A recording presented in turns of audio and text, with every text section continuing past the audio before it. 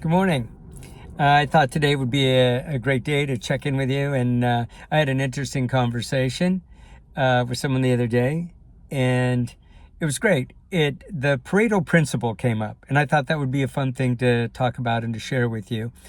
And for those of you who don't know, Vincent Pareto was an economist, and he came up with this mathematical theory regarding the 80 and 20 percentiles, right?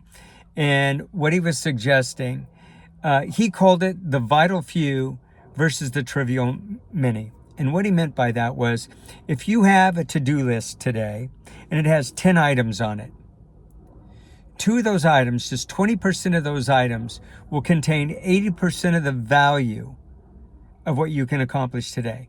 So if you just do the vital two, if that's all you get done today is the first two things on your list that are the vital two, you had an 80% productive day.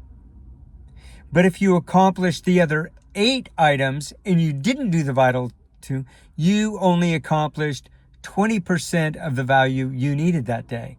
When if you would have just done the first 2, you would have accomplished 80% of the value instead of 20. And there's been a ton of studies done on the Pareto principle, or better known, more commonly known as the 80-20 rule. Harvard, Stanford, everybody's done studies on it. And it's generally accepted as really accurate in how it works. And it applies to every aspect of our life. And you can apply this principle everywhere. You can apply it to relationships. You can apply it to business. Timothy Ferriss's book, The 8-Hour Workweek, it applies to everybody, but he's the first one that brought it to my attention, where he said 80% of the revenue his company was generating came from only 20% of his clients. They were doing all the buying and all the repeat buying. And so he started eliminating the 80% that were causing this giant workload and just focusing on servicing the 20%, and made his business more efficient. We can do this in every aspect of our life. I remember applying the 80-20 rule in a very unique way during film production of Return with Honor. Just so you know how film works, once you have your page count, say you have a 115-page script, and you know you've got to shoot it in X amount of days, then you've got to divide that up, right? And so in Return with Honor, we had to get 6 pages completely shot each day, 6 pages of scenes shot. Well, after about 4 or 5 days, we were already behind, and I was already freaking in panic mode. Because if at the end of the shoot, we were just 1 page short, it would have cost me $25,000 to go shoot that last page. I didn't want that to happen. And so what we did is we had a team meeting, and we decided we would apply the Pareto principle, the 80-20 rule. So here's what we determined. Out of the 6 pages that we were shooting each day, out of those scenes contained in that day's shoot, 20% of them had the most value, were the most valuable to our story overall. And so what we did is we pulled out those 20%. We designated the scenes that had 80% of the value of our story, where the performances had to be really good, the scene had emotional content, dramatic content, comedic content, whatever, but they were the 20% more valuable. The other 80% of the scenes that we were shooting that day were just like scenes where we got to get a scene of him climbing into his car and driving off. That scene it doesn't carry a lot of value. It carried 20% of the value in our story. So what we did is we said, once we divided it into 80-20, the 20% valuable scenes we did multiple takes of those scenes to make sure that they were great and that they were right. The other scenes all got 1 take. And by doing that, we were able to focus our efforts on the most important scenes, stop wasting time on the scenes that weren't important, and we were able to catch up and to get the movie shot and get it done on time and on budget. That's just one way to apply it. I actually applied it to friendships. There are people that have come into my life that everybody has some negativity, or we have a bad day and we want to complain to somebody. And if you're a friend, you'll listen to that, and that's fine.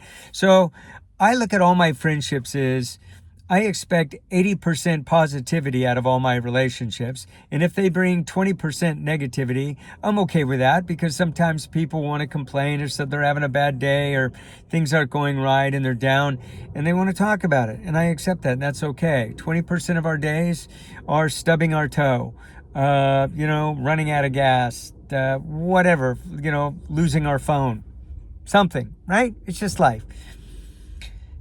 But I had an instance where I had a friend that was extremely negative. Not 20%, he was well beyond the 20% negative. And I finally couldn't take it anymore. And finally, one day, I called him up and I said, bro, I got to tell you something. Our friendship's in jeopardy. And let me tell you why. You hate people. You're always talking bad about people. All the people that you hate, dislike, this guy's an idiot, she's an idiot, whatever. And I said, if that's how you feel, that's fine. You just can't feel that way around me because I love people. That's not how I see it. So if you want to hang around me, you got to cut the negative talk about everybody, because I don't roll that way. And to his credit, this guy was a big macho guy. He was a former Marine, tough guy, really good guy. To his credit, he stopped talking negative around me because he valued our friendship. And so that happens with all of our relationships, by the way.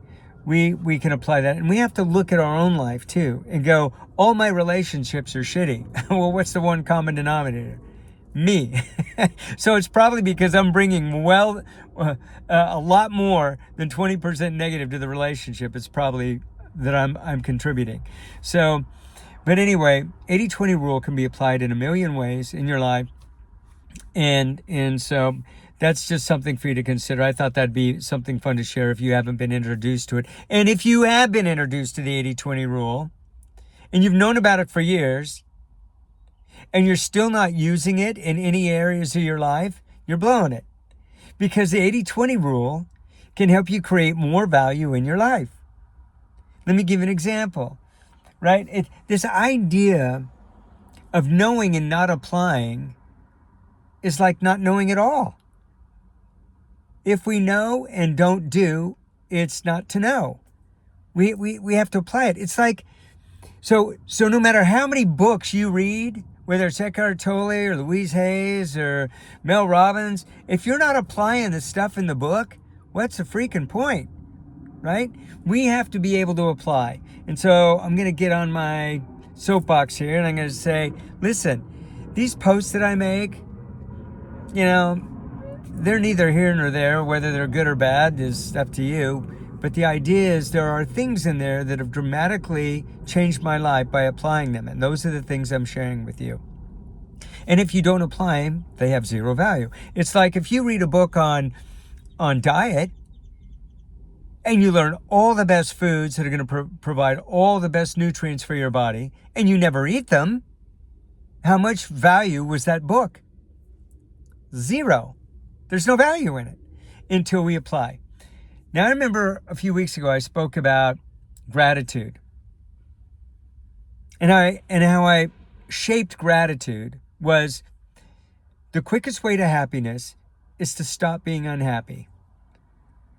And the quickest way to stop being unhappy is through gratitude. Verbally expressing and feeling and genuinely feeling and expressing our gratitude for the things that we're most thankful for. Now, if you watch that post that I did a while back and you haven't been applying gratitude to your daily life, listening to the post was a waste of time. Because it's like learning about the best foods and never eating them. We have to learn to apply. So what I would suggest with gratitude is write down a 3x5 card. I'm going to be grateful today, and tape it right to the middle of your mirror. So in the morning when you wake up and you wash your face and brush your teeth, you state 3 things that you're grateful for. I am so grateful that I had a good night's sleep. I'm so grateful that I feel good and energized today. I'm so grateful I have a job to go to. Tomorrow morning, I'm so grateful I have a loving partner. I'm so grateful that I have a car that works. I'm so grateful that I have wonderful friends in my life. Whatever it is. But if you don't start applying, to know and not to do is not to know. And so, yeah, here I am. I know I'm a little bit of a pain in the ass here, and I'm kind of poking and prodding, but that's why I post these. I want to help you live the most joyful, happy, and fulfilling life you can. And the only way we can do that, if we're not doing it now, is we have to make changes. We have to change the way we think, and we have to change our approach. And so, listen, thanks for putting up with me. I just love talking about this stuff because I know the amazing difference it's had in my life just by practicing some of these little things, and how much more joy it has brought into my life. And the same thing with the meditation, the same thing with breathing, the same thing with exercise. If you know these things and you're not doing them, you're missing the opportunity to live your most joyful life. So anyway, love you guys. Thanks for putting up with me. I'll talk to you again soon.